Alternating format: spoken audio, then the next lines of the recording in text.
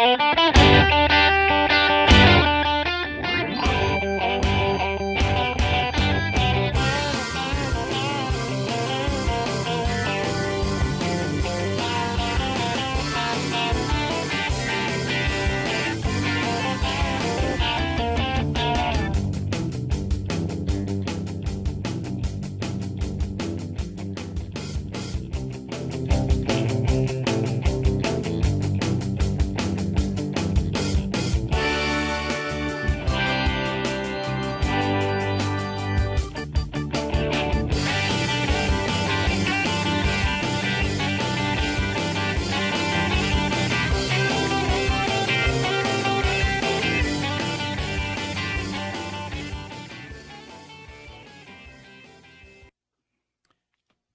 morning, everybody.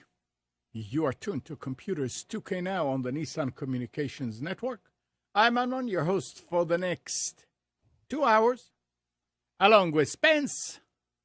Hey, it's good to be here. And good morning, Spence. And Mike is here. Hey, it's good to be here. Our number is 919-518-9773. Computers 2K Voice on Skype. And this morning's show is made possible by vMix software and Telestream's Wirecast software, and is sponsored by Tom Sinclair of Live Streaming Gear. And everything was the intro too loud? It was up and down. No. It started out too loud, then it went too low. On average, then it was okay.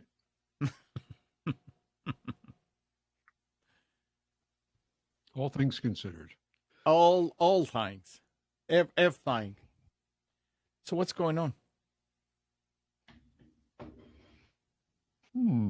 Ransomware. Who got nailed? A little company that I do some work for. I can't do it. I spend a lot of time on bleepingcomputer.com trying to figure out what the heck is going on with these things. They seem to be about the best research source available. And I mean, your daughter comes home, I'm pregnant, but Dad, I haven't been doing anything to cause it. Right. I get that. So you always think, well, somebody's clicked on something, but based on the research that I've done, I don't see the people who know saying, oh no, you had to have clicked on something. It appears that we know there's a vulnerability in Microsoft Remote Desktop Protocol. What I don't know is they may not be talking about it because they don't want people to know about it, but apparently these hackers can get in through RDP, and then it's pretty straight shot into the computer, because theoretically, first thing you have to do is find the open port. Then you have to get in through RDP. Then you have to log into the computer through the Windows password. Theoretically, it should be safe, but it's not. And don't know how they got in. We just don't know. Don't know how they got in, and encrypted all their files, thankfully, on this one computer. I don't know why it didn't jump to the shared drives. Thank God. And it has just been an unbelievable exercise, because what I've had to do is the machine, the only thing it was used for is QuickBooks, just QuickBooks. And we have periodic backups. However, one of the main backup, the daily backup, is done to a thumb drive. I said, okay, that's fine. We'll just go to the thumb drive, reinstall it, and rebuild the computer, what have you. Go to the thumb drive, and it's encrypted. The files are also encrypted. Apparently, they left the thumb drive in the computer each day and just did the backup to the thumb drive instead of taking it out each day. Mm-hmm. And that's fine. One of the admins there. So no, about a month ago, I made my own backup. So let me give you that. She gave me that thumb drive, and I came home, got ready to get it all ready to upload to the accountant. Open the thumb drive. There's nothing on it. Either she gave me the wrong thumb drive, or she didn't do the backup correctly. Mm-hmm. So, we're running out of options here. Now what? And then we decided that, so wait a minute, when this same computer is the one that had the hard disk problem that I could not log into, I couldn't get through the password, because whenever the hard drive failed, it had a really bad spot on the hard drive that apparently was in the registry that affected the login. Somehow, some way, fiddling with it, all of a sudden I got through the login and everything was fine, and we started reusing the computer. And then 2 weeks later, a month later, it gets hit with this virus. I said, well, at least I can go back to the old image and get the QuickBooks files off of there. Decide how to do that. And what I did was, and this is where it starts getting hairy, because I don't know if there's a latent virus on that image that I did before. Was there a virus on that image that materialized 2 weeks later, or did they hack in and do it in real time? Everything that I've read suggests that that the hacking was done and the encoding and encrypting is done in real time. It's not a Trojan horse sort of thing. So having said that, I said, well, I've got the hard drive that's encrypted is right here. I've got that. I went and got another. Well, so then I go over to Staples to get another hard drive, and they're closed.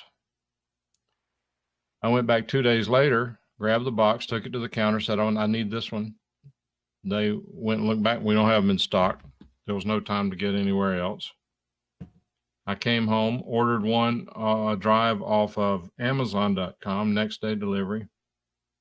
It got here, and I was in such a hurry when I ordered a desktop instead of a laptop. I knew to order a laptop, but you know how you click through these things. You say search for laptop drives. You say, okay, great. You start searching through, and you see which one you want. Good ratings, good reviews, correct price. You order it, and you don't realize that it also showed you desktop drives. Yeah. Just really, that annoys me to no end. It comes in, so I said, to heck with that. Then I drove over to Best Buy and finally got a drive, came back here, installed it in the computer, reloaded the image onto that computer, and this time I can't get past the password. I can't remember what I did before to get past it, and I'm not even sure what I did before was worthwhile. You want to hear all this? Yeah. Sure. Okay.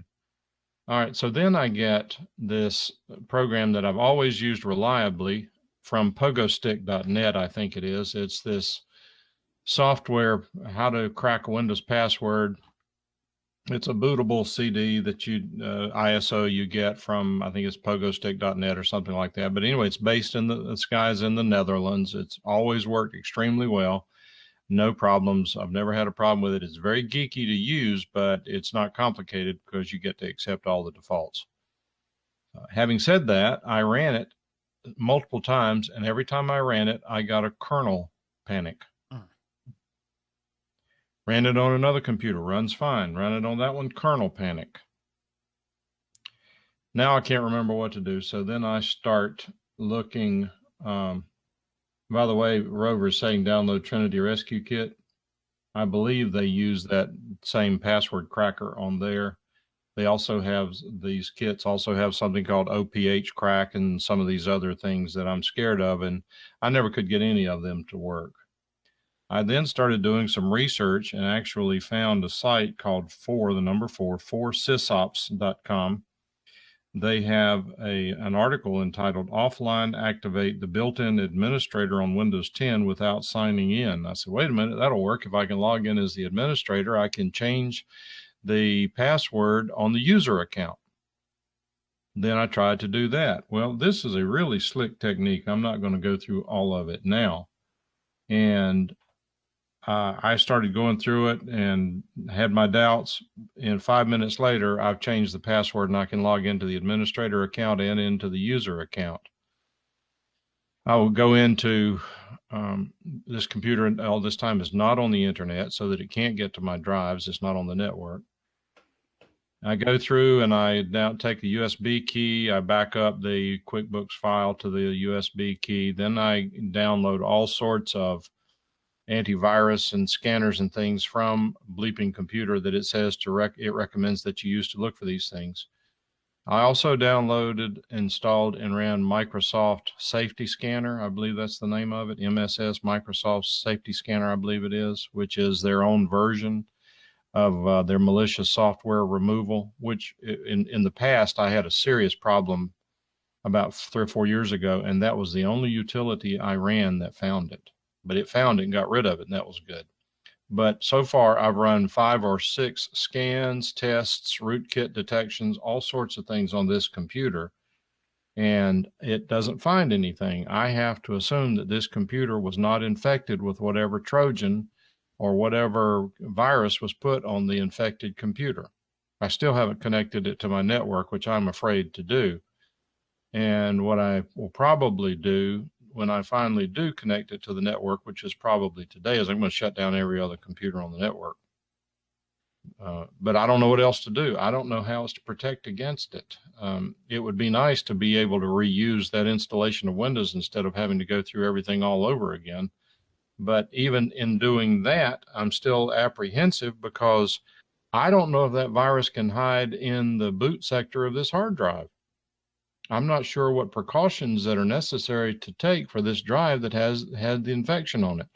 One article said that after these guys put the program on there to encode all of your files, they actually delete it because they don't want the security guys analyzing the encoding file to be able to decode it. The problem with the ransomware thing is that I've only found one post where someone was actually successful in getting a decrypting file after they paid the ransom.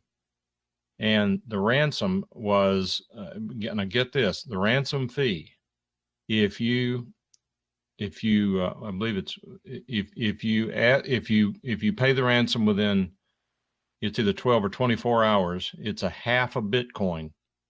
After that, it's a full Bitcoin. Well, we didn't discover it till 2 weeks later because they don't use this computer every day. But a Bitcoin is how? What's a Bitcoin today? Last I checked was $7,000. Yeah. That ain't happening. So thankfully, I did get all the files backed up. I've sent them to the accountant. Hopefully, she'll be able to open them. I was able to open QuickBooks here, and everything looked to be there. As far as I know, the only thing this ransomware does is encrypt the files. I don't think it does anything else. What I'm concerned about, and nobody will answer me on Bleeping Computer, is does this thing hide itself, or is it in your face as soon as it's done? I can't find the answer to that. So I'm very apprehensive about what to do. And I think that, I mean, I ran multiple scans on the USB drive using Windows Security Essentials and whatever all the tools are. Doesn't find anything. I don't know what else to do. Mike, one thing, let's step back. This is why we always said one backup is like having no backups. And we thought we had 3. Yeah, you, but nobody tried them. That's the next. Well, that's the next step. There's a lot more to this story than that. You're right. Yeah. Absolutely, I agree with you, and you're right. There's a lot more to the story than that. There's actually an older backup on a SIN drive, and the SIN drive has one of the 2 hard drives is bad, and we've got to put the hard drive in. I'm assuming once we put it in, it rebuilds itself automatically. I don't know, but there's an older one there. I mean, they haven't lost everything.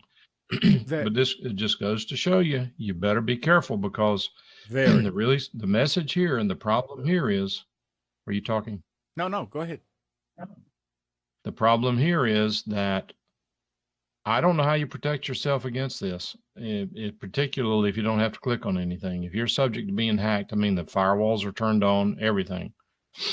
But if you have any sort of, something was open, or somebody's not telling you the truth. Well, I don't know. I mean, I think they're telling the truth, because the day that it happened, the operator was not even in town.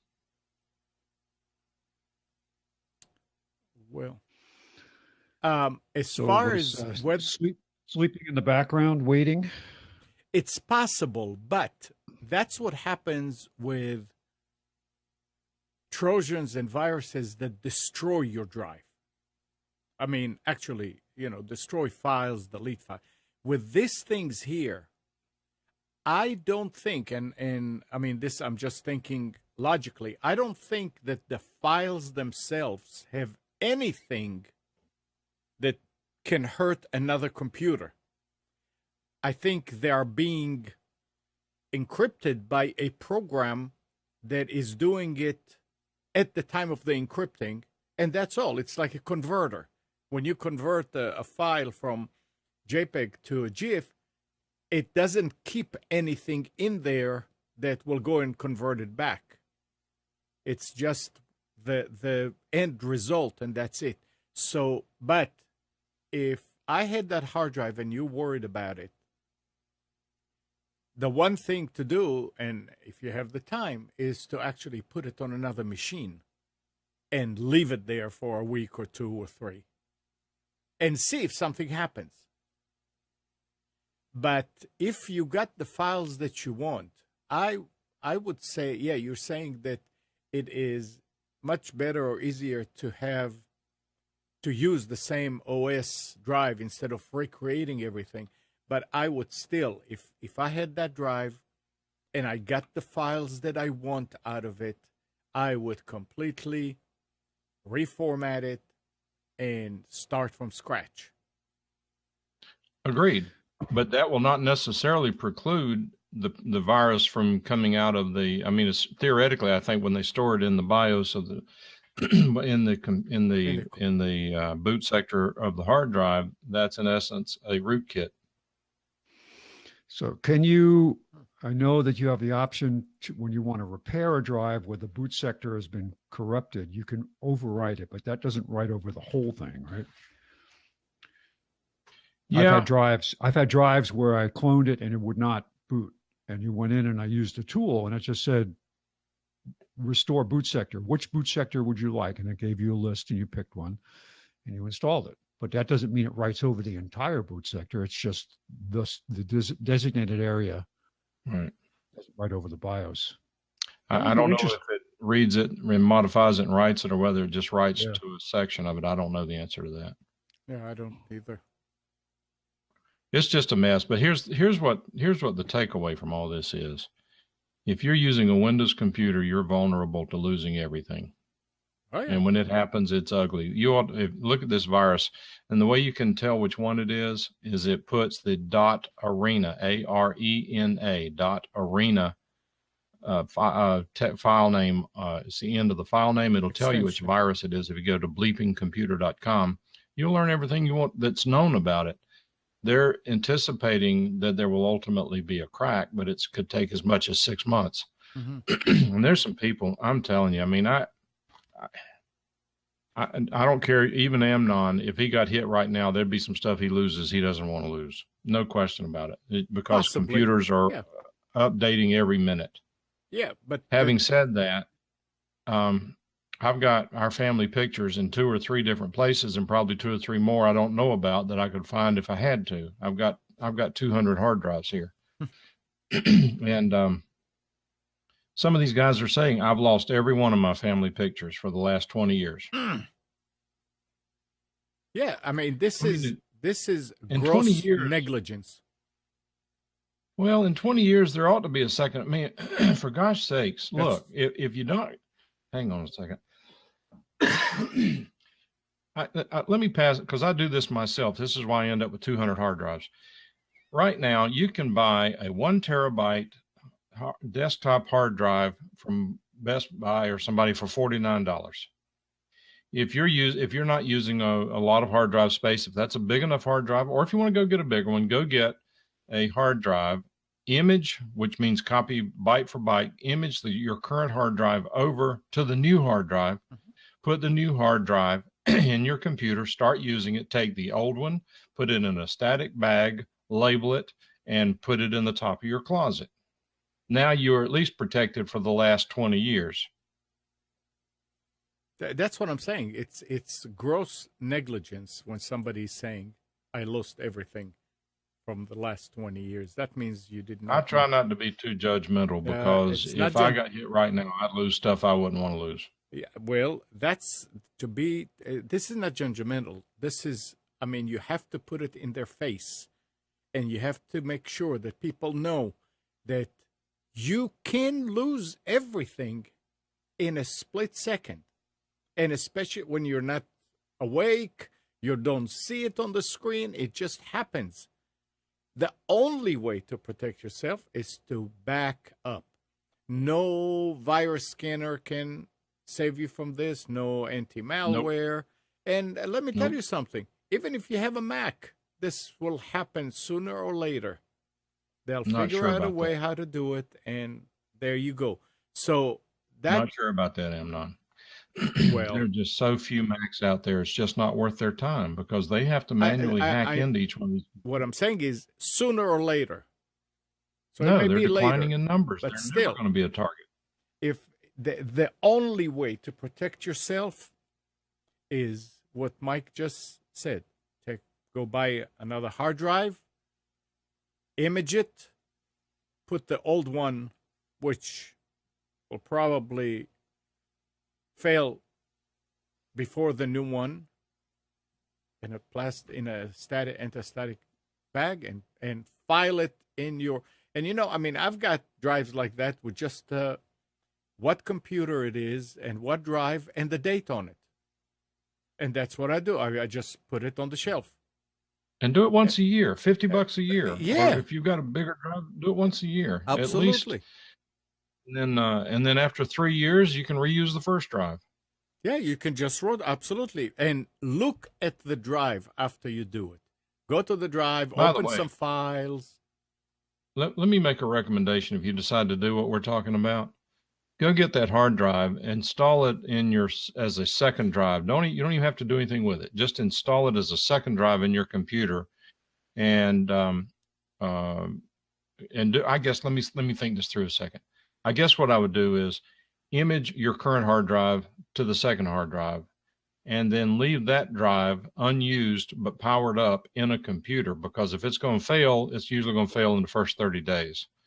So you don't want to put a new drive on there and depend on it and then find out that the drive's no good. Alternatively, if you have a backup, when you buy a new hard drive, before you depend on it, install it and what you can do is you can install it as a second or third drive in your desktop computer, and then you can write to it and delete from, use it as a temporary drive. Just keep some activity going on it from time to time, so that if it's going to fail, it'll fail within the first 30 days. I never trust a brand new drive in a mission critical application until it has been run for at least 30 days. And having said that, if you got a laptop, then you can get a little device that's called a USB. I've got one over here somewhere. It's a little case for about $10, $15, $20. You put the 2.5 inch drive in it, then you can connect it by USB to your laptop. You don't even have to apply power. The power comes from the USB port. If you decide to do that, I would just leave it plugged into your laptop, or leave it plugged into some USB port where it's powered. And if you can read and write from it, that's fine. Read to it, write from it, that's fine. But go ahead and test it out. And in fact, if you don't need a drive right now, but you anticipate one coming up, go ahead and get one now while you're not in a hurry. Put it in something, let it run. And when it's time to use, if it's still running 30, 60, 90 days from the day you buy it, then there's a pretty good chance it's going to last. I highly recommend getting one of the Anker hard drive docks. Anker is just one brand that make these things, but yeah. I've got a couple of these, and they work both through eSATA and USB 3. And they've got, it'll accept a 2.5 and a 3.5 drive easily. And it's great to have them. I have it hooked up to both of my machines in my office. And anytime I want to test a drive, copy a drive, whatever, I just drop it in there and let it run. And that's you can just let that sit there and run. That's ANKER, by the way. ANKER. And they've got a great service. I had a problem with one of them where the logic was messed up and it was not reliable. They immediately replaced it for me, and it was no problem. Yeah. So I have to tell you, I'll tell you what else I did yesterday. It's the first time I've done it in a while, and I'm not sure how I feel about it yet, but I actually downloaded and booted to Ubuntu. Yeah. And the reason I did is because any probing around on these drives, these infected drives that I did, should have been done with Ubuntu, so that if for some reason the virus is still on there, it's not going to know what to do with Ubuntu. It will ignore it. And and by the way, something I'm not sure about is that when I booted Ubuntu, Which I think I'm going to install it on an SSD. I've never seen Ubuntu run acceptably fast. But one of the things I noted when I booted into it is Ubuntu said Unix. It didn't say Linux. I thought Ubuntu was Linux. Well, Linux came from Unix. I know that, but why does it still say Unix in the boot? But having said that, maybe it's a licensing thing where because Linux has components of original AT&T Unix, they have to put it out there to say that we're using certain things that are licensed.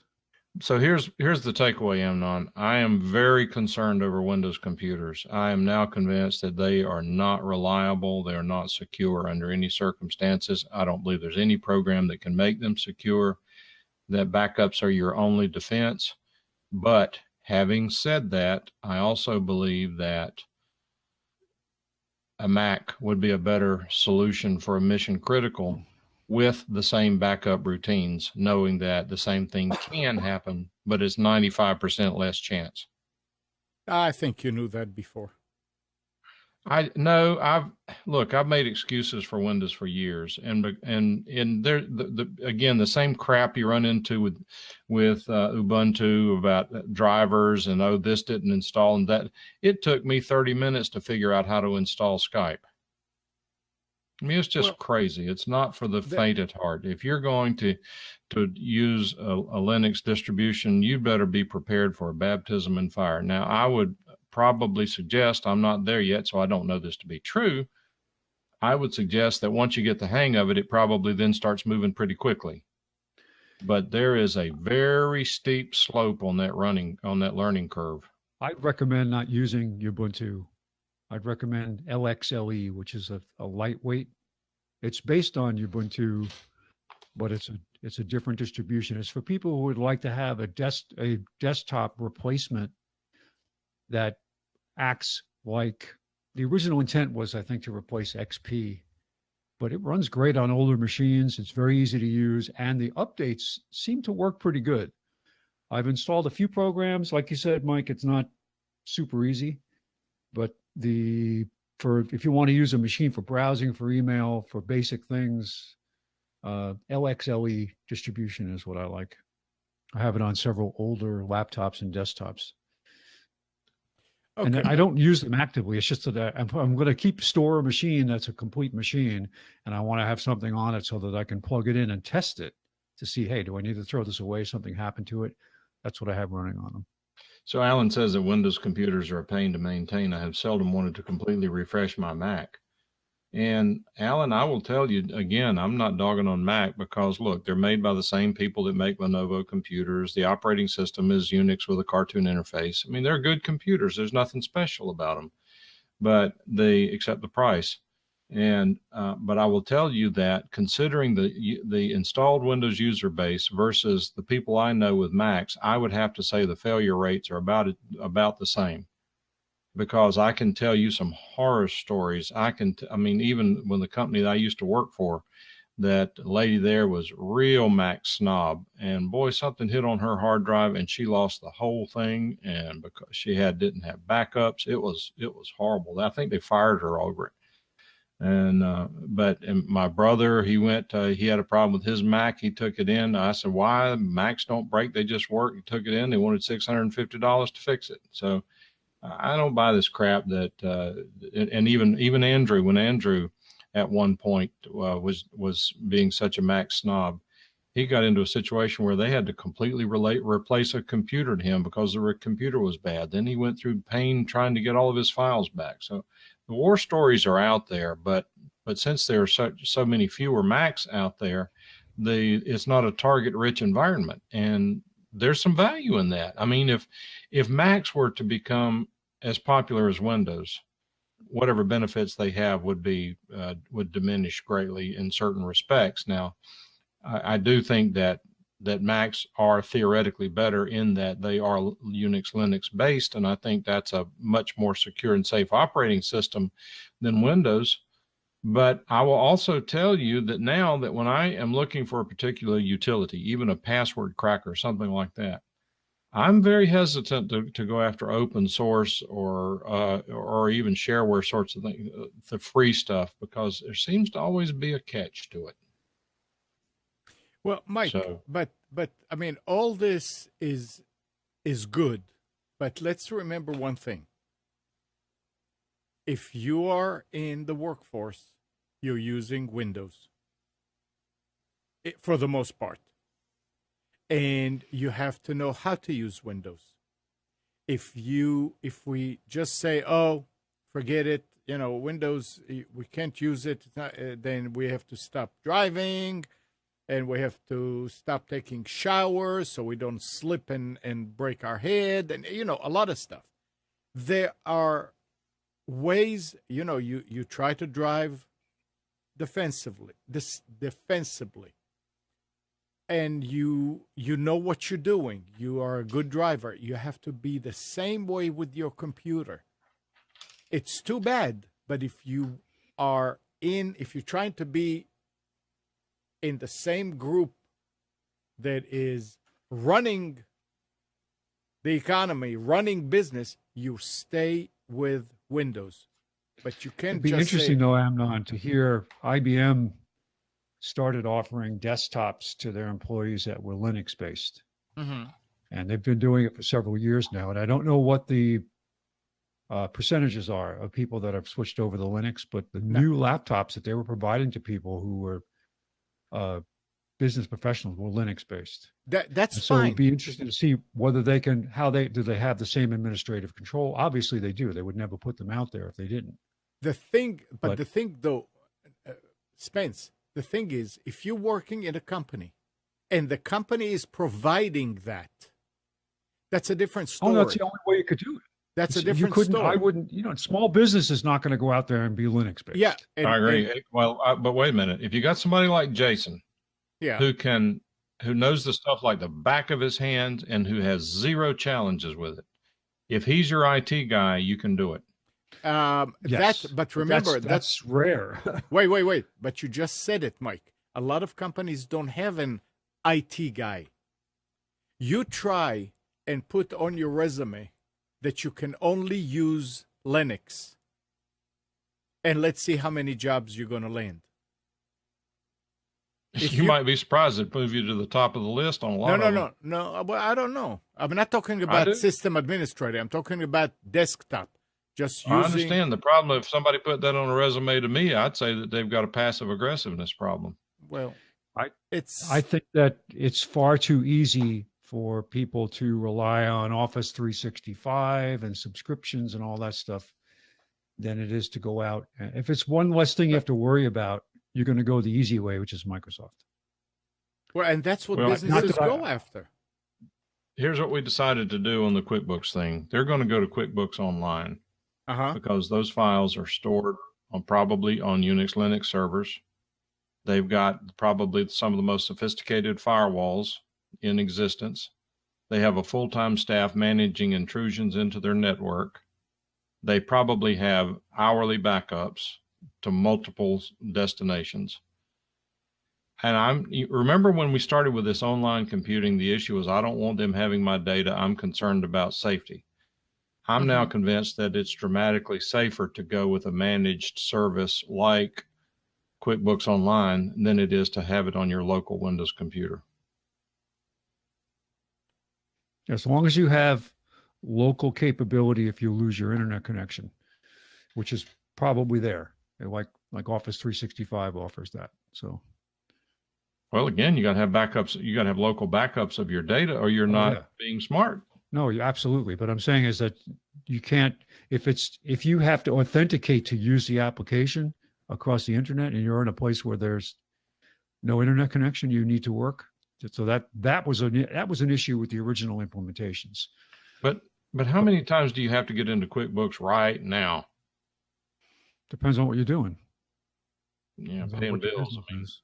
I use it, but I only use it once a week, and that's just to update my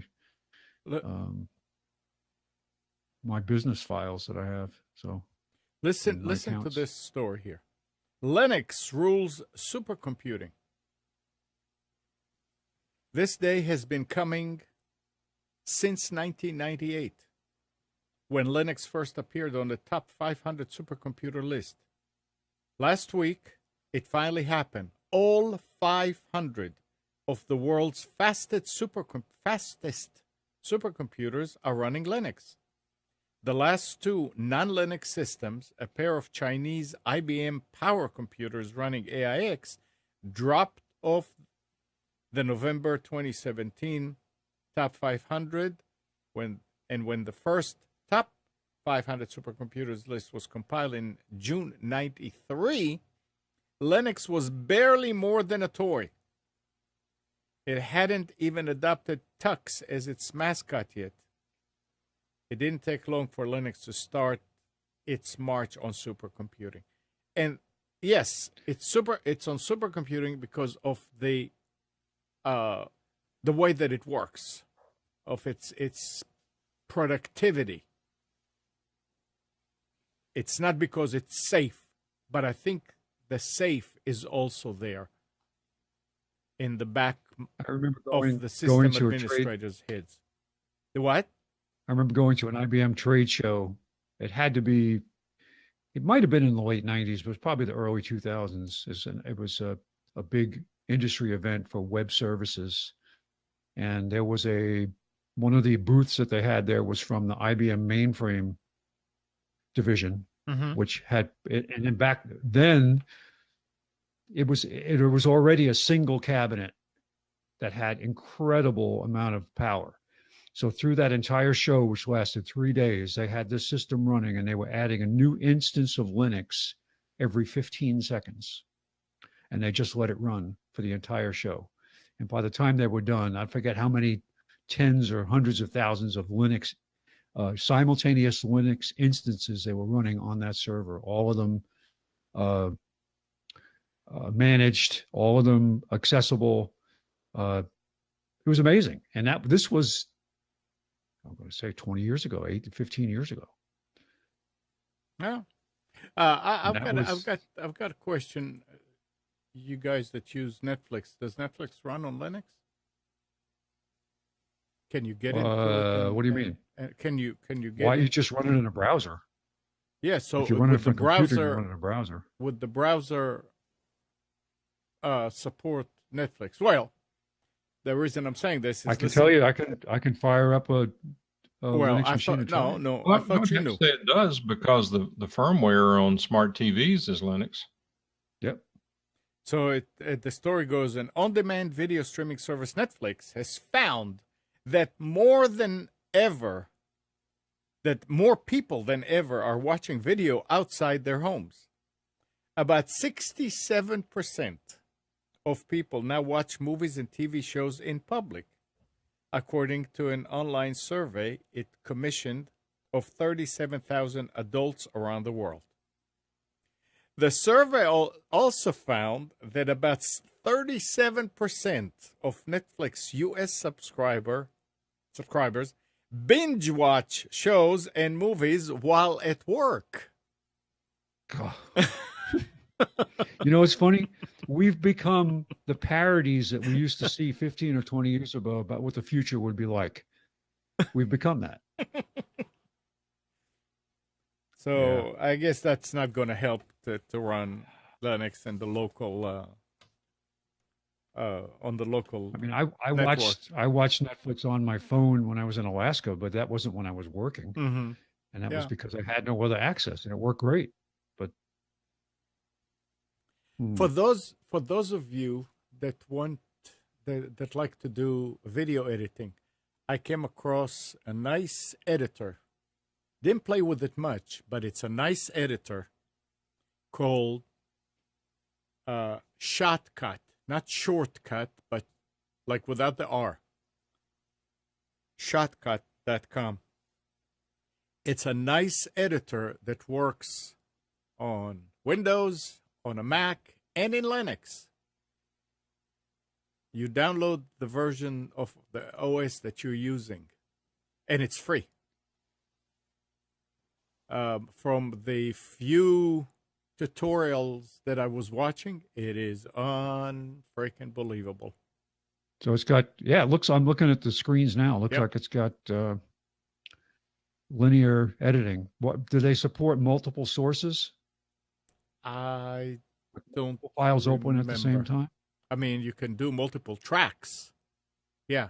Oh, I know, but I mean, but like the advantage to what was the really popular That high was end one that ran on the Mac?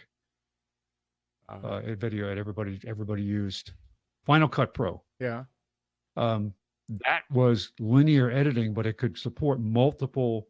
You could open 6 or 7 video files at the same time and have them switch back and forth. It was I don't know. true linear real time editing. Yeah, I mean, I would have a problem editing one video, so I'm not worried about that. But it I supports. did it once. It supports I did it once because caption. it was It support capture cards that you can actually bring right into it and record. It's got a lot of stuff, but it's free, and that's nice for something like this that looks like was written professionally. So yeah, well, it says it's open source. Shotcut. Yeah. Yeah. Yeah, no, yeah, I can see. Here's a list of all their licenses. They're using open freeware Yeah. as the for encoders and plugins and so on. Codecs. Yeah, it looks like they did their work. They did their How do they homework. make money? Yeah, well, I don't know. Maybe later on it'll. Who knows? They're up to version 17. Shotcut was originally conceived in November 2004 by Charlie Yates, an MLT co-founder and original lead developer. Too much information. No, it doesn't really say. Oh, cool. I'll try it. And what it runs on what platforms? Anything. It runs on Windows, on a Mac, and on Linux. So you need to download the correct version. When you click the download, I wonder how it would work on an older Mac. Everything works they on a were Mac. talking in the what, Mike? Everything works on a Mac. Yeah. I remember him, the announcer that was saying that on a Mac it will look like OS 10, I think. And on a Windows it looks like Windows, and on Linux it looks like KDE. So it I mean, if you're used to something, it'll be familiar to you. And that's the nice thing. We were talking about this thing here before, smartwatches. So a German regulator has banned the sale of smartwatches aimed at children, describing them as spying devices. It had previously banned an internet-connected doll called my friend Kayla for similar reasons. Telecoms regulator, the Federal Network Agency, urged parents who had such watches to destroy them. Well, one expert said the decision could be a game changer for internet-connected devices. Poorly secured smart devices often allow for privacy invasion. That is really concerning when it comes to kids' GPS tracking watches. The very watches that are supposed to help keep them safe, said Ken Monroe, a security expert at Pen Test Partners. Yes, you have something connected to the internet. Put some security on it. Take that into consideration. You know, it's like if you learn to talk, you don't go outside and just say whatever is on your mind to anybody. I mean, you think what you tell this person and you think what you tell that person. And you control what comes out. Otherwise, people can just stick a piece of paper in front of your face and you will read it. So I don't know why they're not thinking, and they see. I mean, this is not something new. There's a lot of internet connected devices that don't have good security, and they are not doing as well because of that. Don't new companies that come up with new products, or old companies that come up with new products that are connected to the internet, learn from these mistakes and say, okay, you know what?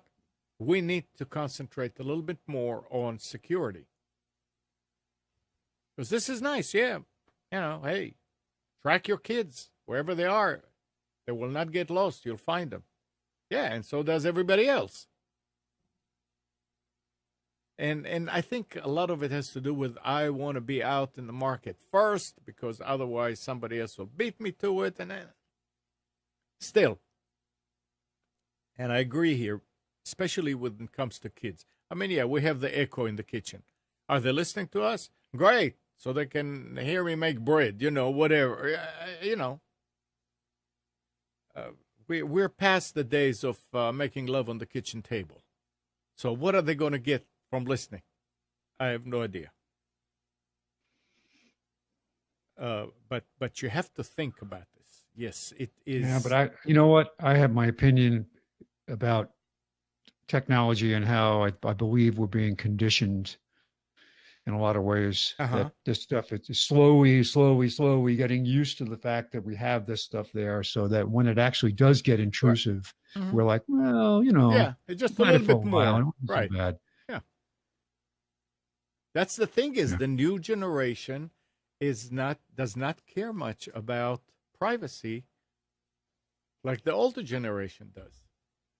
I want to know how many kids, that's a relative term for us, our age, but how many younger people canceled their Facebook accounts when Sean, what's his name, came out and said, well, it was intended to capture their attention and keep them stupid.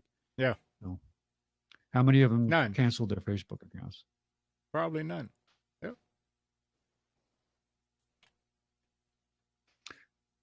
Hey, I wanted to, I don't have a solution to this yet, but okay.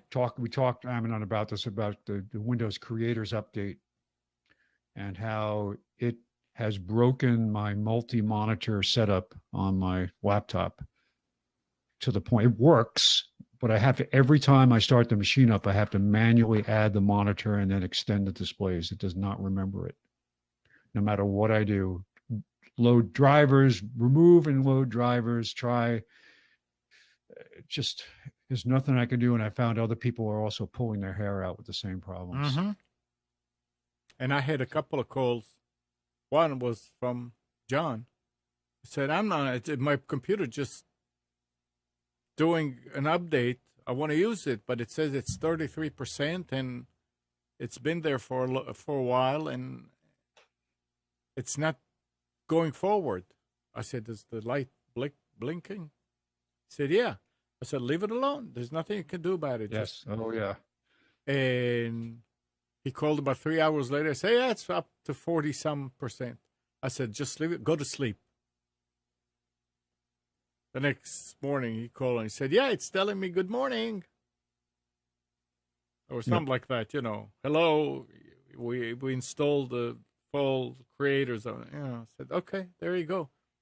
So he wants to do some more. I said, well, if you want to use it now and you have a chance to say no, then say no. But otherwise, let it finish because it's just going to keep on bugging you about it. But it took all night. Well, I don't know. It could have finished 15 minutes after he left it alone. But I heard from another person that it took a long time to do. And yeah, and people don't understand. Just leave the computer alone when it's doing this. The more you play with it and the more you try to find out what it's doing, the slower it'll be.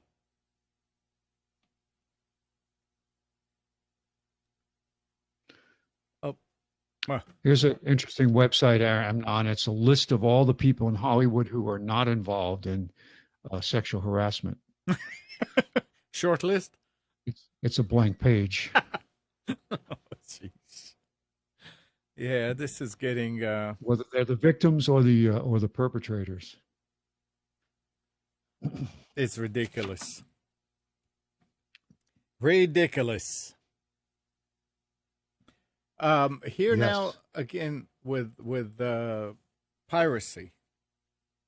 An anti-piracy alliance supported by many major U.S. and U.K. movie studios, broadcasters, and content providers has dealt a blow to the third-party Kodi add-on scene after it successfully forced a number of popular piracy-linked streaming tools offline.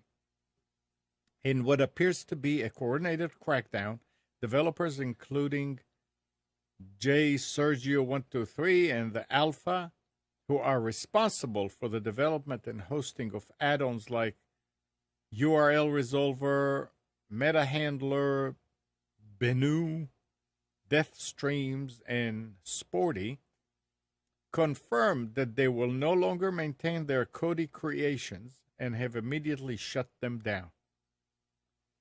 I don't know if that means that there's not going to be others that are going to pop up, but I don't know much about that Kodi thing, but it seems to be a popular thing.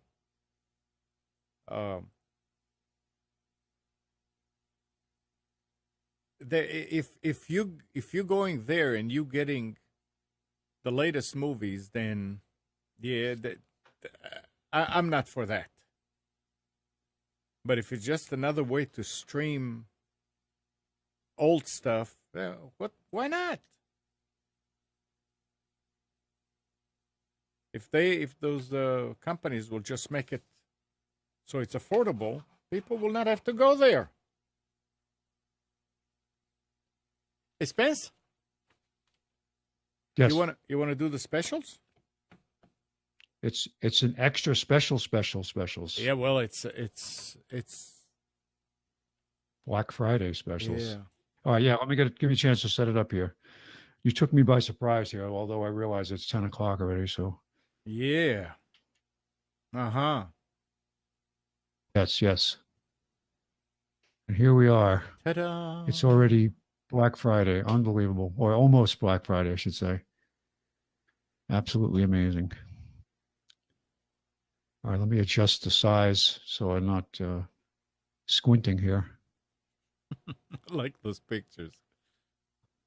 What? Oh, I took those this morning. Out on the roving report.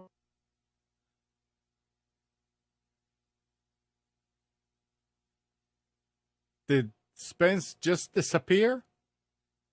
It sure sounds like it to me. Uh-oh. Sorry, I didn't mean to scare you there. I was clicking through and actually closed. Yeah. Or ID10T problem. that's it. Watch out for the operator, the moron behind the screen. All right. So we're going to identify all the people in these pictures. So, Do you remember? Okay. Do you remember the show after Black Friday some years ago when Jim Duffy went and stood in line to get 2 hard drives? And it was a big deal, and he came and he said he spent half the night there. Oh yeah, I do remember. Yeah. Yes. Yes, and he had to get there at like 2 a.m. and wait online for the place to open at 6. Mm-hmm. All right. Sorry, not worth it. Well, back then it might have been worth it for the prices, but who knows now.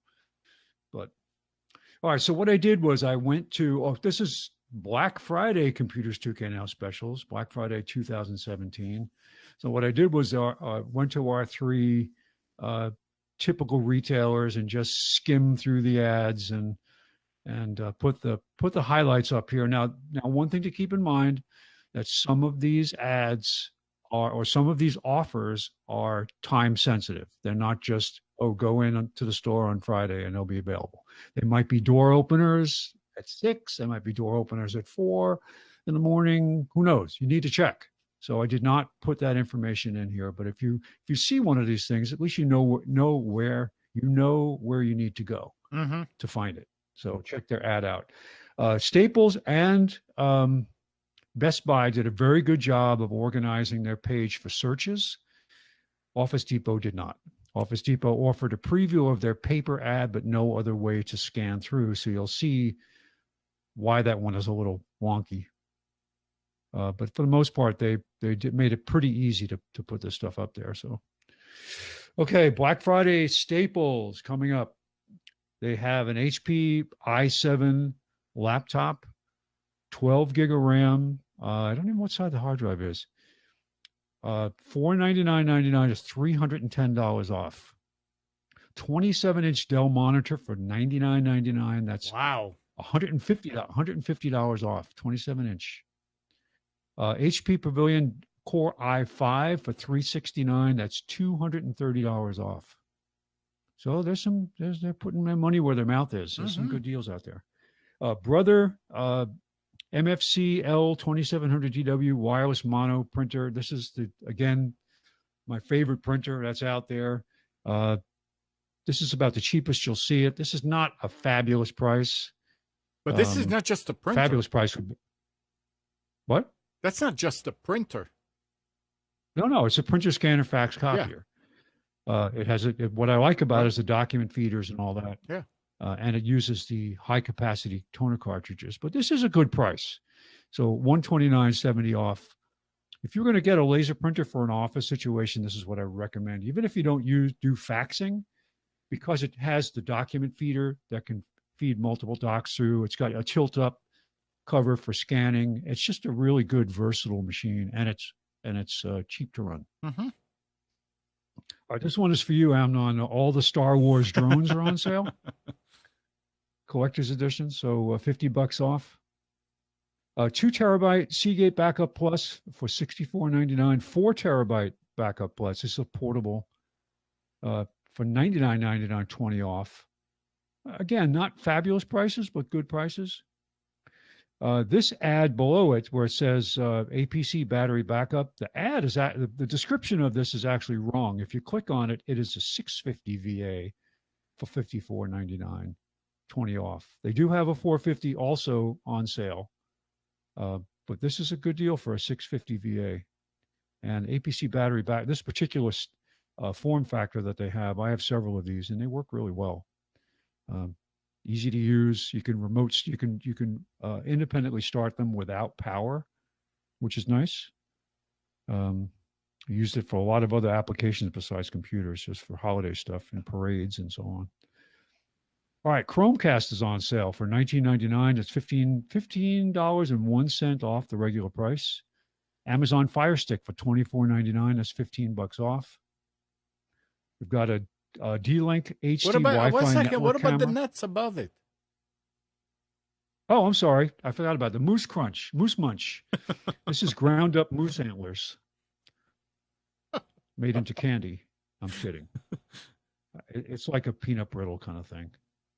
I just had to throw a couple of things like that in there. $6 when you buy 2 or more. So there you go, Amnon. All your Christmas holiday shopping, Hanukkah holiday shopping requirements are solved with one product. Yep.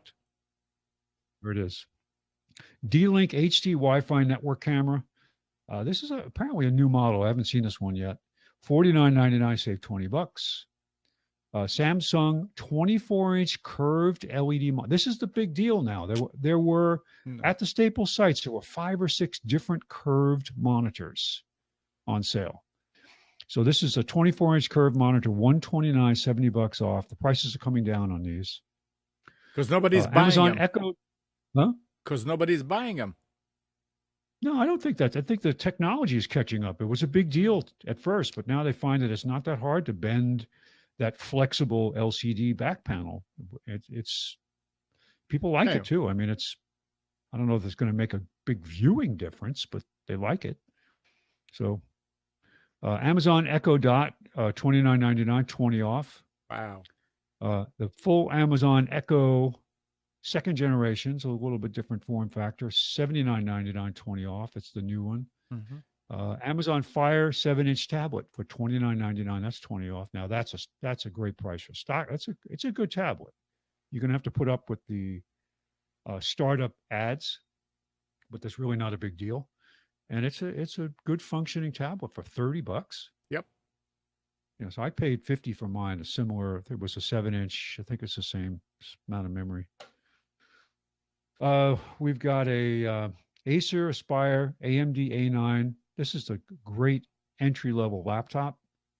6 gig of memory, 1 terabyte hard drive, 15.6 inch with an AMD A9 mobile processor for $259. It's $170 off. And finally, they've got good deals on Seagate USB 3.0 backup drives. Excuse me. 4 terabyte for $89, 20 off. 6 terabyte for $119, 40 off. 8 terabyte for $149, 50 off. All of that is at Staples. Best Buy. You don't often see scales on iPads. So occasionally $25 off. But they've got an iPad mini, 128 gig. It's the Mini 4 for $274.99. It's $125 off. Now there are time restrictions on getting this. It's probably going to be one of those wait in line first thing in the morning type stuff. Samsung Chromebook, 11-inch, 4 gig memory, 32 gig solid state drive for $119. That's $80 off. Lenovo 15.6-inch AMD A6 laptop, 4 gig of memory, 5 gig hard drive, $179. That's $100 off. Western Digital Easy Store, 4 terabyte portable hard drive for 4 terabytes for $79.99. Save $120. Roku streaming. It doesn't say what model it is.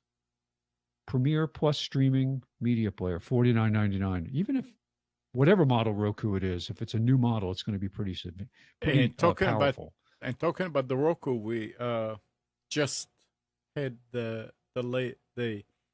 our Roku app updated for the newer software because they're changing the way that they're doing it. So I had a programmer redo the. I had an interesting issue.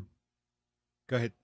So it's up to date now. It's on the website. Yeah, no, we just Nick just submitted it Friday afternoon for them to clear it. Yeah, okay. And good. we'll see that they accept it, then everything will be fine. But I was surprised also to see. Nick and me were surprised to see how many people are actually watching the show on the Roku. Huh. Oh, good. Yeah. I had an interesting issue setting up Roku last night. I moved some TVs around. I moved the TV that was downstairs upstairs because the one upstairs failed, which just died. And when I hooked up the Roku, everything worked except for Netflix. As soon as I would start Netflix, this is an older Roku 2. As soon as I started Netflix, it would say Netflix starting and the screen would go black, but it wasn't like there was no signal. It was just black. So I hit home. It would go back to home. I could load Amazon. Amazon would work. But the Netflix app was broken. So I did delete it and reinstall the Netflix app, but I just haven't had a chance to put in the password and start it over yet. I also had a problem with the Time Warner digital converter box, the small one, would not run, period. It would start up, say, discovering channels. It would actually show you, if you hooked it up by composite, it would actually show you the channel numbers, but the screen was black. On HDMI, it would not show anything. So did you call them? But it was sending something. No, I know what it is. I think this is one that sat for a while, turned off. Oh. And when it sits more than a certain amount of time, they assume it's stolen. And it used to be they put a message up on the screen, call this 800 number to reinitialize. Yeah. I think it's something to do with that. Because I took another one that was actually running and hooked it up and it worked fine. So, all right, SanDisk 512 internal solid state drive, $129.99, $70 off the regular price. HP Slimline Desktop Core i7, 12 gig of memory, 1 terabyte hard drive for $499.99. That's $300 off the regular price. Acer 27-inch LED monitor for $119, $100 off. If you were looking to get a Ring video doorbell, now's your chance to get a good price, $99.99, $80 off the regular price. Here's a 8-channel 6-camera NVR, Amnon. Swan This is a good deal. $229.99, $150 off. Swan is also one of the better, more well-known companies that are out there. You see them at Costco and BJ's and Best Buy, and some of these other companies are just, it's like they make up a name by throwing a bunch of Scrabble pieces on the floor. And what's our name? Crazy names, but Swan's been around for a while. So this is a good deal. I had to throw a printer in there. This is a great entry-level printer for casual use. It does have a scanner. It is an all-in-one. But for this price, it's normally $50, $49 at regular price. $19.99 for the HP 2624. And finally, Western Digital EasyStore 8 terabyte external hard drive for $129. That's $170 off the regular price. This is at Best Buy. Finally, at Office Depot, Office Max. Yeah, their ad was a little schizophrenic here, and I apologize for that because it was hard to copy this stuff over. Well, but sorry. HP 15.6-inch i7 laptop. This is time sensitive, $449. Friday, 7:45 a.m. to 12 p.m. Oh, it's just crazy stuff. But check the ad. HP Core i5 laptop, $349. That's $250 off. And guess what, Amnon? It comes with free remote tech support for 30 days. A $29 value. Can you imagine? From India. Should be getting that anyway. Yeah. Okay. 240 gig SanDisk solid state drive, $79.99, save $36. We've got a HP AMD A6 all-in-one desktop, $349, save $250. This is for you, Amnon. The Arena gaming desk. That's amazing. Arosa. Yeah. Hey, this is what you need for your new workstation there. It can support 3 monitors. This is awesome. $248, $151 off. Actually, that's actually pretty slick. The standalone for 3 monitors like this would cost over $100. HP Slimline Desktop AMD A9 for $279, $200 off. Lenovo Idea Center A12 processor for $379. That's $220 off. Canon Pixma MX 492 inkjet printer for $49.99. That's half price, $50 off. This is a deal on the TP-Link Archer C8 AC1750 dual band router. $74.99. That's $45 off. And they've got the TP-Link Smart Wireless bulbs. These do not require a hub. These are direct access through Wi-Fi and an app on your phone. The standard smart bulb, the one below 60-watt dimmable, is $19.99. The color tunable one, white and colored light, is $36.99. Save $8. The Logitech C920, $49.99. That's the lowest price of the year that I've seen, $30 off. Western Digital Passport, 4 terabyte portable drive for $99, $60 off. And Western Digital 3 terabyte personal cloud storage, $129, $50 off. That hooks up to your Ethernet in the house and will give you, they give you the Western Digital application to do continuous backups. It's actually pretty good. I use it for both Mac, PC, and smartphones. And finally, I included some ads here. If you want to go out and just scan and look for aggregators of Black Friday ads, these are the sites, the best sites that are out there, and they'll give you.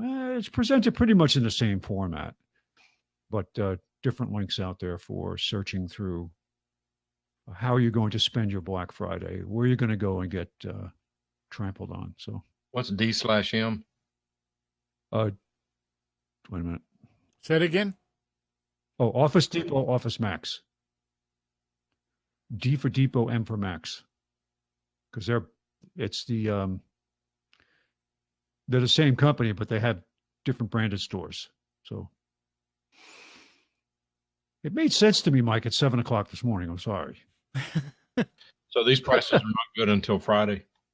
Yes, these are not today's ad. These are Friday. These are starting Friday. Yeah. You know, a lot of times preview ads or teaser ads. You can go online and place an order for store pickup and get yeah, on the I line did see on that. some of these things.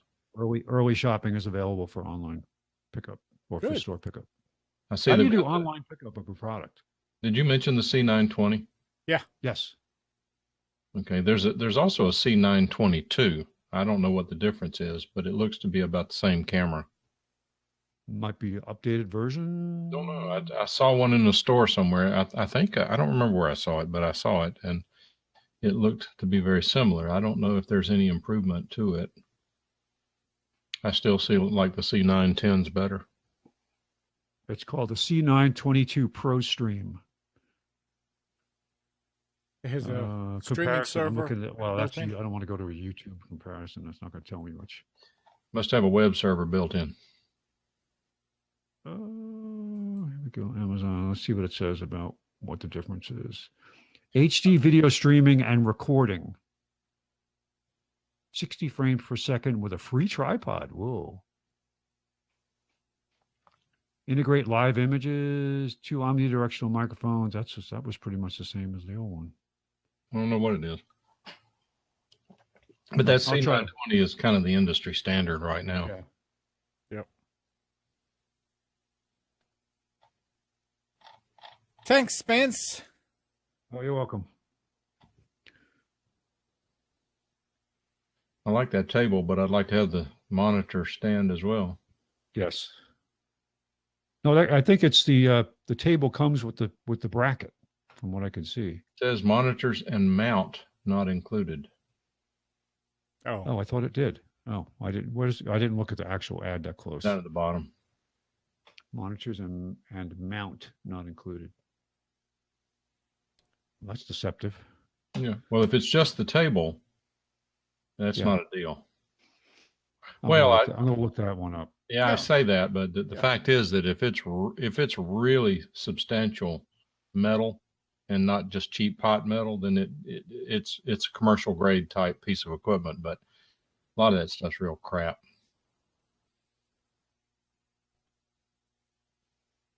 Mike, somebody right up your alley that you can.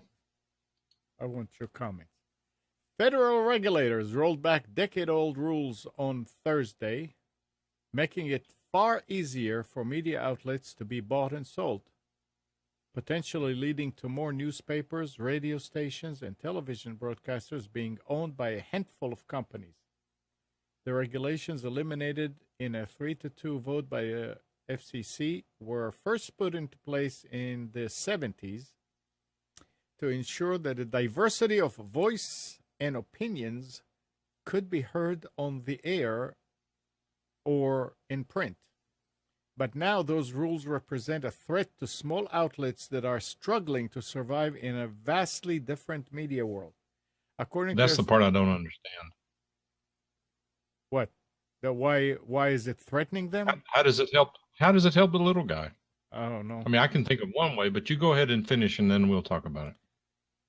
One long-standing rule repealed Thursday prevented one company in a given media market from owning both a daily newspaper and a TV station.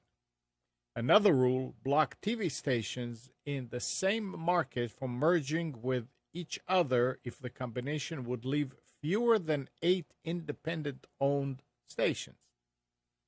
The agency also took aim at rules restricting the number of TV and radio stations that any media company could simultaneously own in a single market. A major beneficiary of the deregulatory moves, analysts say, is Sinclair, a conservative broadcasting company that is seeking to buy up Tribune Media for $3.9 billion.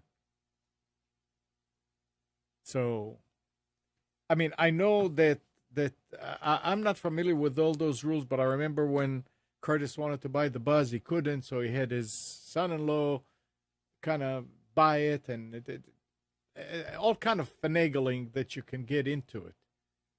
So now, does that mean that any company can own all the radio stations in Raleigh, for instance? I haven't read the change, but what I heard you read, it was talking about owning newspapers along with TV stations. That was considered a benefit to not allow them to be jointly owned. But newspapers are dying. They are so far out of relevance now. I wouldn't think it would matter. I know it was one of the major magazines, one of the major liberal magazines, Time or Newsweek or one of those. The entire business was sold for $1. It was cheaper than the magazine. I mean, they're just of no value. They're a major liability. I know some guys. No, I don't know them. I know of some guys who started a new newspaper, and they've already dumped millions into it, and they're worse off than when they started. It's just nobody reads newspapers anymore. They're not even. They're totally of no consequence at all. They have no value at all. And even now, the majors are nothing but mouthpieces for the left wing. So look at what's happened to NFL. Look what's happened to Target. Look what's happened to Keurig whenever they go out and do the crazy stuff that they're doing that any person with any business knowledge at all would call crazy. Well, this is talking about leading to more newspapers, radio stations, and television broadcasters being owned by a handful of companies.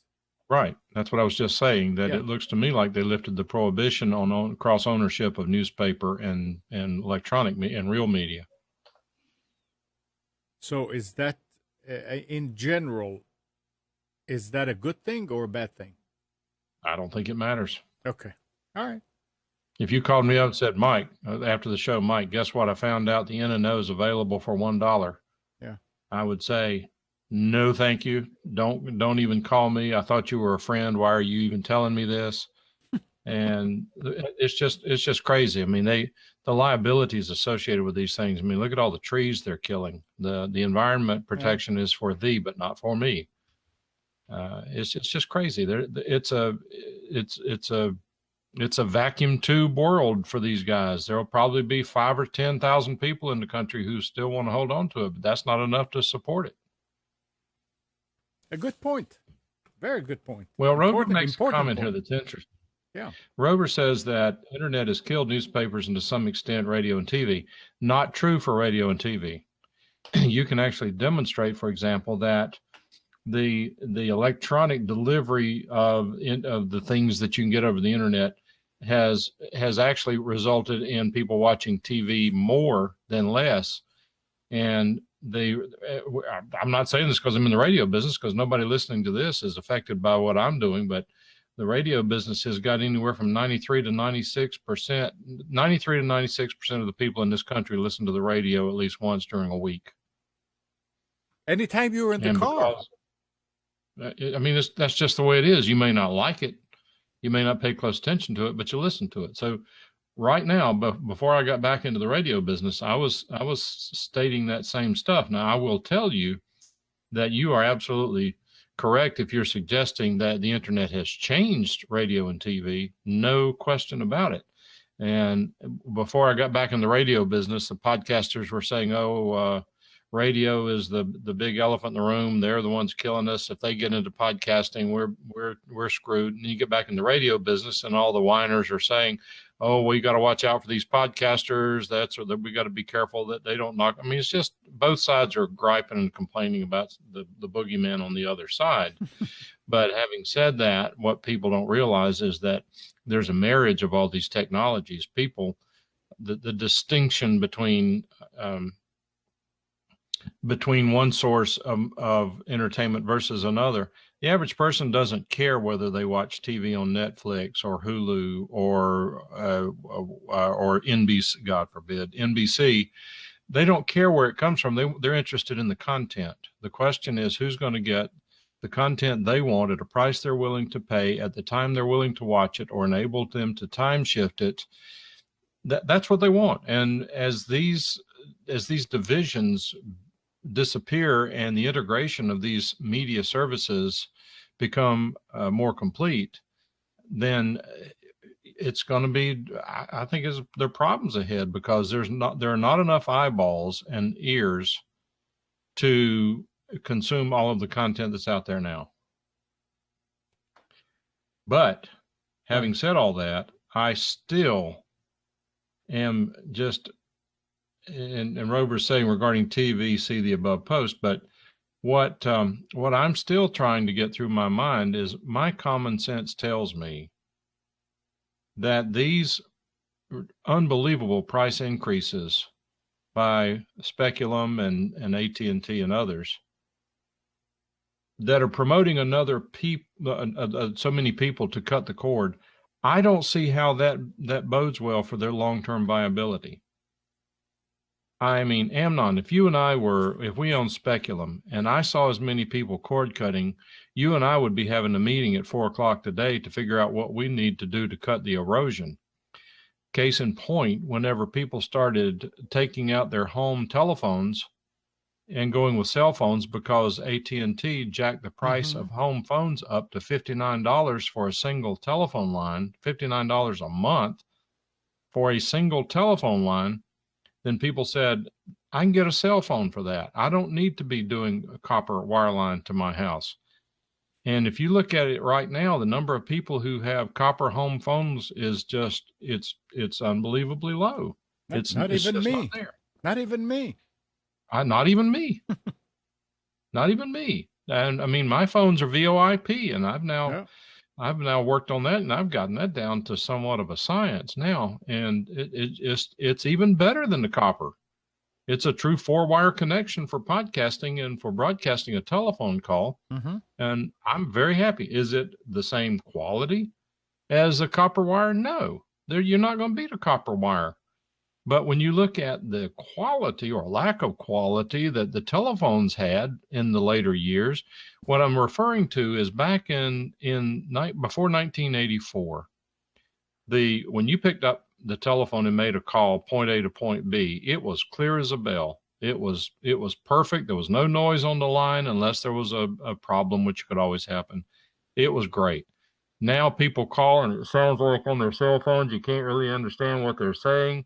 Or they'll break in, they'll break out, the call will drop. It's particular with VoIP. If you got network congestion, you can run into a problem. The quality of voice communications through the non-cellular network has diminished dramatically over the last 30 years. I would argue that the quality of cell phone calls has gone down in the last 10 years, although with this wideband now with some of the carriers, it has improved. I don't know if AT&T has gone with, you remember when we did that I'm bouncing all over the place, but this is what's in my head right now. But you remember when we did that test when Marshall, I believe, got a Verizon cell phone and then he got an AT&T cell phone.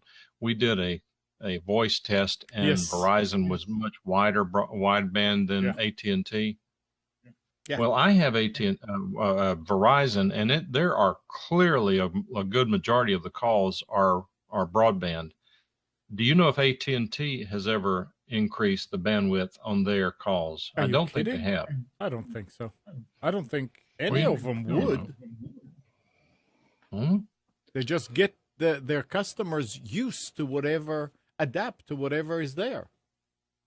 Yeah, well, maybe not. I know my friend went to the mountains on vacation. They did not have any cell coverage there. I told him to turn on the voice over Wi-Fi function on his iPhone. He was able to make and receive phone calls all day long, no questions asked. I guess that's just a VoIP client built into the iPhone. Yeah, it just takes advantage of Verizon's support for an alternate data path for the call. Worked great. Yeah. Here's something that may touch all of us. Phone companies will have greater authority to block. Before you do that, did I finish answering the question about the TV and newspaper? Well, you said I got off on my tangents here. Bottom line is, go ahead. I don't think it's a big deal. Time will tell. I really don't have a strong opinion on it. What do you think, Spence? And is it an issue? No. That's what Well, I got thanks for that from you. elaboration. No, I mean, it's going to bounce back and forth. There are people that scream bloody murder about it, and it almost always has political forces driving it. But if you want to have just true competition, what was the fairness doctrine? Remember that? Oh my gosh! How ridiculous that was! That was where they actually, paid people to actually sit around and measure how many minutes a person got on a specific show, so somebody else could get the same amount of minutes on their show. It was there was only conservative speech that was limited. Oh yeah, that was the only thing that was limited was because you're laughing, Amnon. No, we're just going to say the same thing.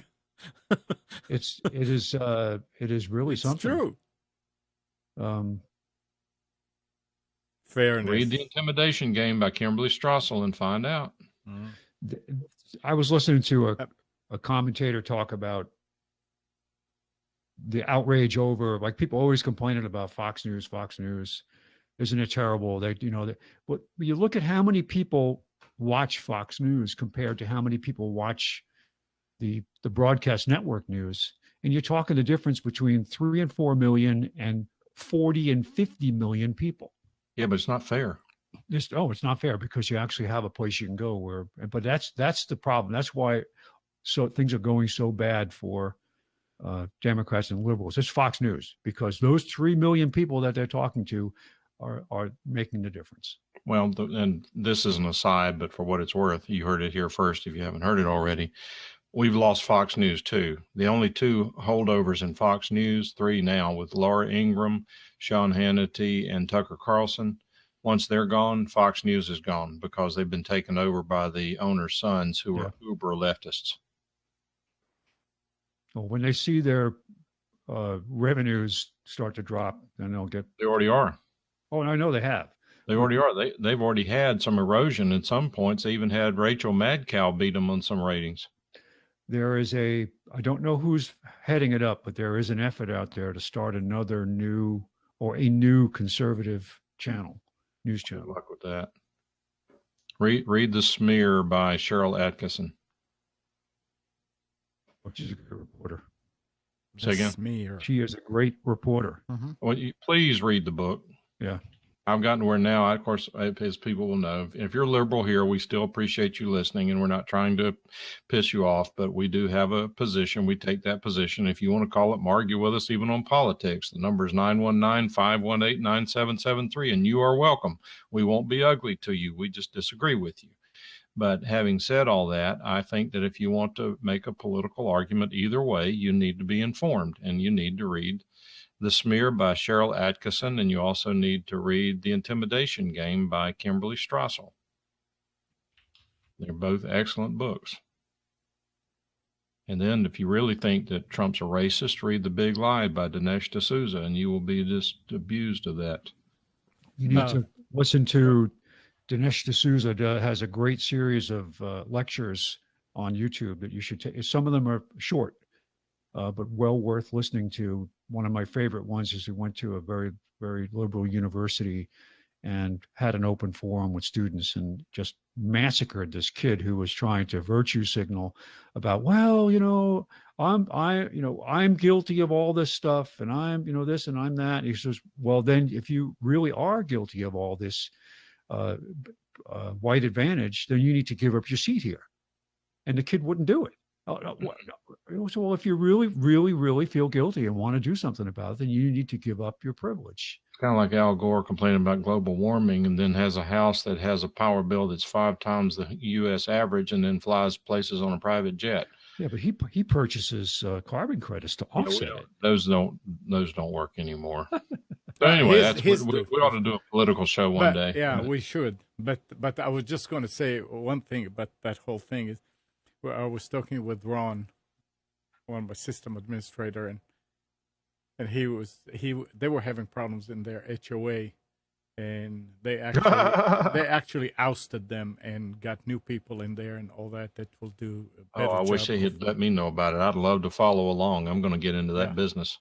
And we were talking, and he said, well, there's still a couple of people that are like that. And I said, yeah, there'll always be. He said, yeah, it's like if Trump eliminated poverty and cured cancer and brought world peace, there'll still be people who are going to complain about him. So it's always like that, yeah. And they're always well. Next like next time we'll finish with this. Next time you hear somebody gripe about Trump, determine if they have a 401k, and if they have, ask them if they've looked at it lately. Yeah, true. I mean, that's the thing is all that talk now about the tax cuts, and you hear him saying, "Oh, only the wealthy would benefit." I've got one of my 401k accounts has had 25% growth since Trump's been president. I mean, it's never mind. Anyway, but listen to this now.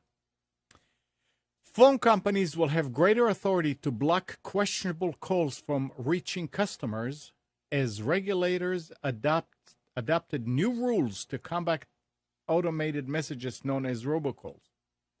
Rules adopted Thursday by the FCC represent the latest tools against robocalls, which pester consumers, sometimes multiple times each day, and often push scams.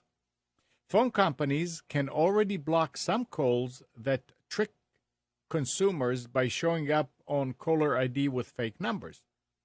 The new rules make clear that they can block additional calls that are likely scams, such as numbers that start with a 911 area code or one that isn't currently assigned to anybody, which this is nice, not assigned to anybody, because what these guys are doing, if you ever try to get a voice over IP from any company, many of them, I don't know if they do the same thing today, but many of them, you go through and you say, which number do you want?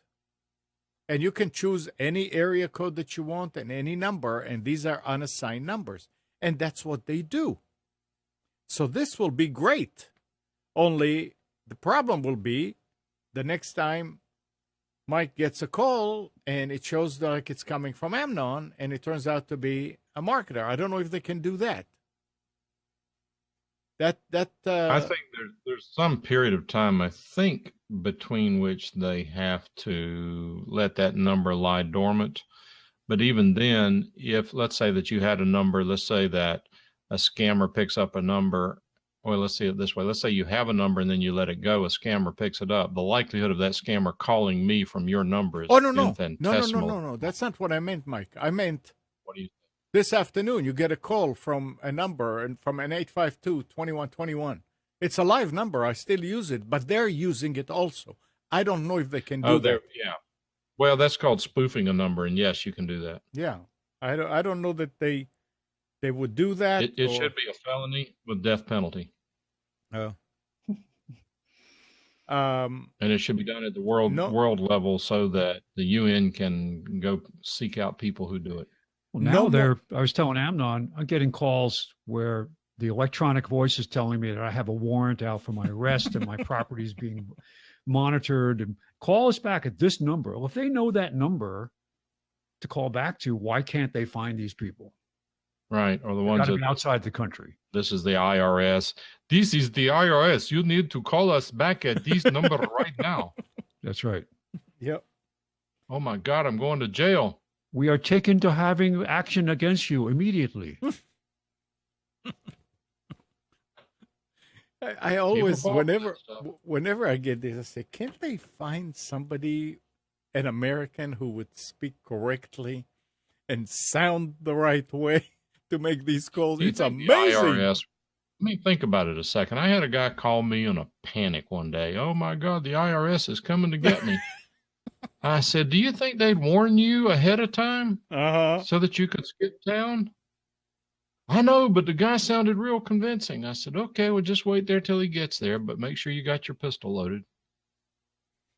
I can't shoot the IRS. It's not going to be the IRS. The problem with playing with, and all joking aside, the problem with playing with these guys, a lot of them are organized crime and what I would call quasi-organized crime. And then when I say quasi-organized crime, is that they're more of a gang than the than an organized crime per se. It's a lot of these Nigerian things are international terrorists. You don't want to mess with them. Just get away from them. No.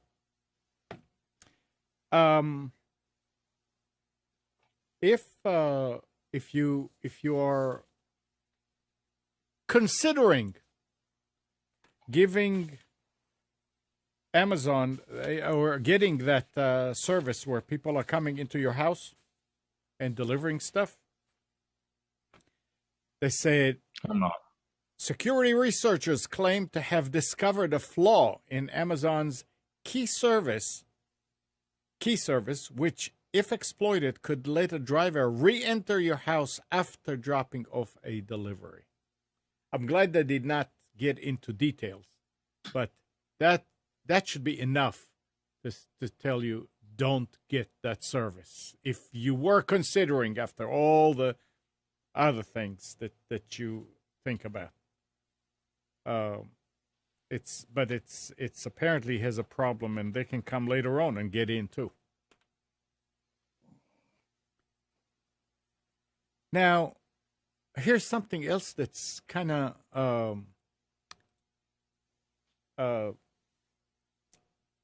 bothering. In a potential threat to future U.S. innovation, new international enrollment at U.S. colleges is down for the first time in more than a decade. I remember when I moved here, NC State was full of foreign students. And I'm not talking about out-of-state foreign, so I'm talking about from other countries. I never understood how they could hardly speak English, but yet they were going to college there. But when you think about it, this is obviously the reason is because the world is smarter than we are.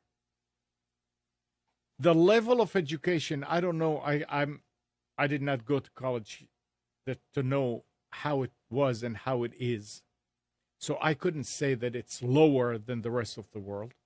But from reading, the rest of the world is way ahead of us in education. So that's one thing. Why should we send our kid to NC State or to Duke or whatever when they can go to a university here and be better?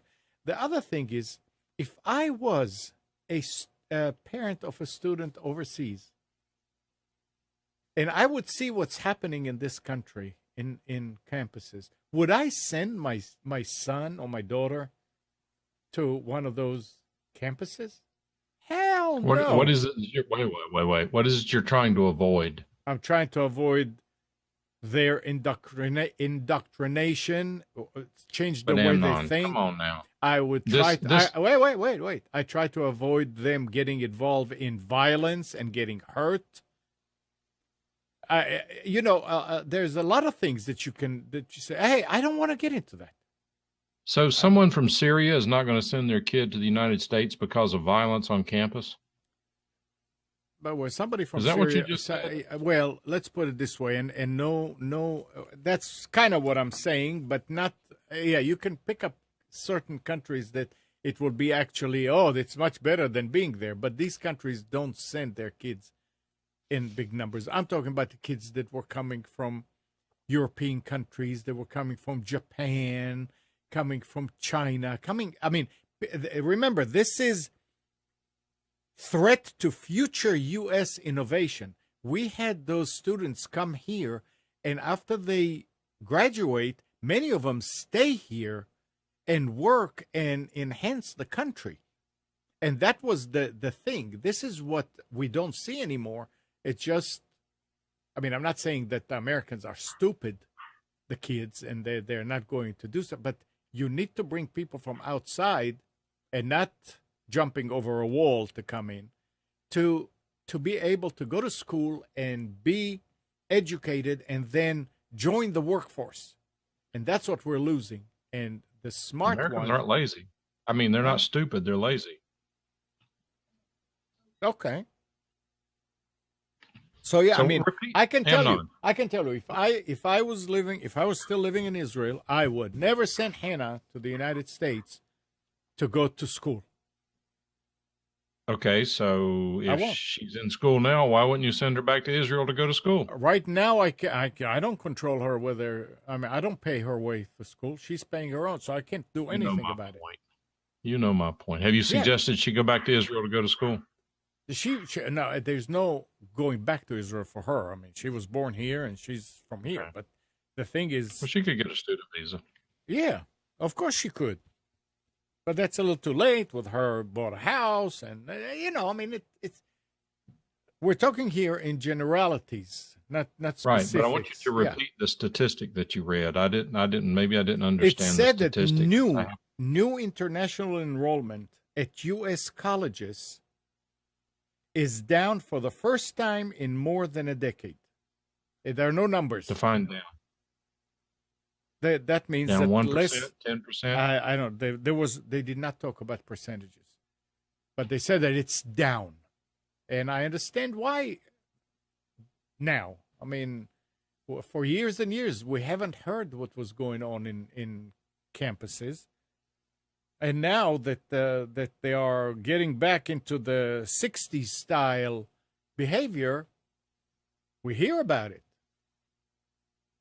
And it bothers a lot of people. It bothers me. I mean, how is NC State surviving? Not just by tuition. I mean, some of our money goes in there, right? Right. They have multiple sources of money, Yeah, but including research. Yeah. So I have no choice. I couldn't say I don't want to support NC State, or I don't want to support UNC, or whatever. I have no choice. It's money coming out of taxes, and when you see what's going on there, and how it's all skewed, so what the hell? I mean, what? Well, good news is that NC State's not as bad as most of them. Well, I get your point. Yeah. So. It's interesting. Well, just actually, to see that. if you read The Big Lie by Dinesh D'Souza, his last chapter offers a series of changes that can be made to begin to counteract this stuff. The part that is so gloom and doom for us is that none of us here will live long enough to see the problem corrected, because it's a generation-long problem. Is that none of us here will live long enough to see the problem corrected. Hello. Hello. Yes, it's Gene Abner. Hey, Gene. Hi. Let me give you a first-hand example of what's going on at North Carolina State in one particular area. In the 1980s, they started a graduate program called MC, Integrated Manufacturing Systems Engineering Institute. And what it did is it offered a master's degree in manufacturing engineering, things like setting up processes, automation, and that type of thing. It had an industry council, and I was the head of the industry council at that time, and still am president emeritus of that institute from an advisory point of view. And I go to their board meetings. In the 1980s and into the 1990s, they had 35 to 40 graduate students. Of the 35 to 40 graduate students, probably 80% of them were American, U.S. students, and maybe 20% were foreign. The last meeting I went to last year, the end of last year, they had some 45 students. Of the 45 students, there were 2 Americans. Wow. The rest were Chinese and Indians, and a couple of Latinos. It's been like that for the last 5 to 6 years. So that report is wrong. I don't know what report you're looking at, but I want to tell you something. They're all here on visas. And like you said, this program, by the way, not only does classroom lecturing, but also you have to do a sabbatical with the company. And most of these kids don't go back. They're here on visas, and then eventually get hired by the companies that use them, like John Deere or, other companies like that, and IBM, because I was involved in it from an IBM point of view. So it's just changed completely. You can't find American kids in engineering schools. I don't know why. I don't know what they're doing. Interesting. But Gene, do we really care? I mean, all sincerely, if this is where the Republicans get a bad rap. None of us is opposed to immigration. What we're opposed to is immigration by people who come over and tax the social services of this country. And in fact, if the truth be known about it, that if we don't have immigration by wage earners, younger wage earners, the Social Security system is going to collapse sooner instead of later, because we don't have enough backfeed to fill the system to keep it afloat because of the erosion of the financial stability of the entire system. So yeah, all in all, I mean, and I grew up in it. I saw it. I had professors that didn't even speak English at NC State. But having said that, I work in an industry where there are many university people, and many of them are not American, and most of them, not most of them, a good percentage of them don't speak very good English. I haven't seen really a problem with that, unless there's certainly an issue with people coming from China doing a brain dump from the United States and turn around going back to China and using it to compete with us militarily. Now that's an issue that we don't have any control over. But having said that, is there a real problem with what you're seeing there, Gene? And I mean that sincerely. No, I mean, the problem is not with them. I don't see a problem. They do good work. And, you know, when they take a job, they do a good job. That's why these companies hire them. So the problem's not with them. The problem is what's going on with our kids. Why aren't our kids, going to engineering schools? I don't know what schools they're going to. Why aren't they? Well, I wish I knew. You know, I mean, I'm talking to my grandsons all the time about the need for computer science, you know, and things like that, and engineering. But apparently the majority of them, at least from what I can see from this one institute, they don't care about it. They'll rather go liberal arts, I guess. Maybe they want to go over to UNC or something like that, but not going to North Carolina State. Oops. I missed that. I just said I think they're lazy. Yeah, I guess that's part of it. I don't know. And maybe they're not getting counseled properly, or maybe they don't understand the demand. I mean, if you look at the demand for computer science graduates, it's very high right now. They can't get enough of them. And people talk about unemployment. I will tell you a couple of serious problems with the university system, to be fair, and ignoring all of the indoctrination. But number one is the price has gotten dramatically out of reach for a lot of people. It's way, way out of reach for a lot of people, number one. Number two, and universities will deny this, but they give preferential treatment to out-of-state students because the tuition is higher. And it's hard for a lot of people in this state to get into the public universities because of the quota systems that they operate on that allow them to discriminate against in-state students in favor of foreign students. Now, when I'm governor, we're going to do an executive order that says you can't accept a foreign student until every domestic student who meets the admission requirements has been admitted. Yep.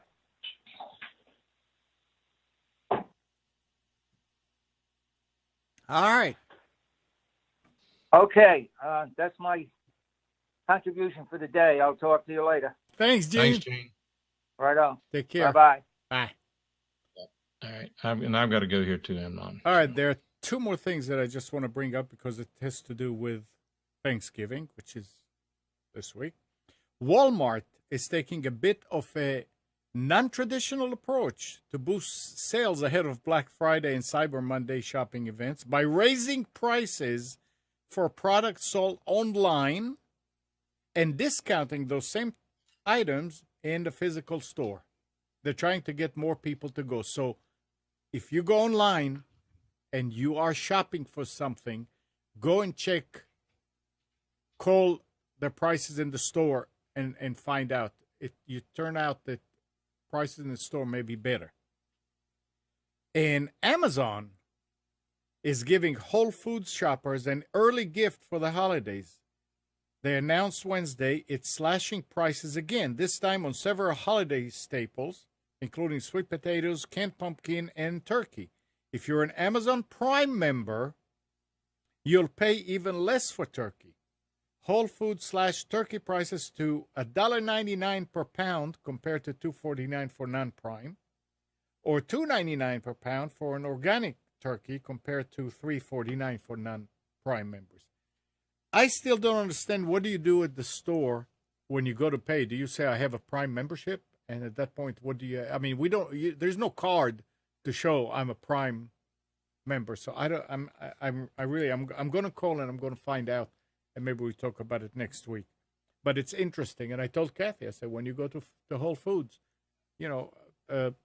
mention that you have Prime and maybe there's something better. Okay. So is that we talked about it before. No, we talked about it before. I mentioned this too. Okay. We talked about this. Why are my numbers not? Oh, there we go. Okay. If you have a smartphone, be sure to get a barcode scanner and put it on your phone. When you go into the store, scan the barcode on the product, and at least look and see what the prices are. I've found prices, an item that was $120 in one store was $80 from Amazon. And I found the opposite yesterday. The day before yesterday, I found something that was like $15 cheaper in the store than Amazon had it. So protect yourself against that. If you want to price compare against Amazon, download the Amazon app. Will allow you to scan the barcode or even the product picture, and it will still find the product based on that scan. It does a facial type recognition thing. And just be smart about your shopping. I mean, unfortunately, I hate to sound so negative, but everything out there is a scam now. No, you're right. All right. Anything else, Spence? Nope. Happy Thanksgiving. All right. Happy Thanksgiving to you guys. All right. And I want to say good morning, Kathy, Hannah, Nabil, Mac, Norm, Katie, and Donna. Thank you, everybody, for tuning to Computers 2K Now. We hope you enjoyed and maybe learned something from our time together. Remember to practice safe computing. Back up your hard drive and update your virus scanner. We'll be back here next Sunday at 9. But you can always reach us at computers2know.com. And while you're at it, like us on Facebook and subscribe to our YouTube channel. Tonight at 7, again, Nick Craig hosts Against the Norm on Wilmington Big Talker 106.7, and you can listen to it on TuneIn. Everybody have a safe Thanksgiving. Again, Mike, Spence, thanks. See you next week.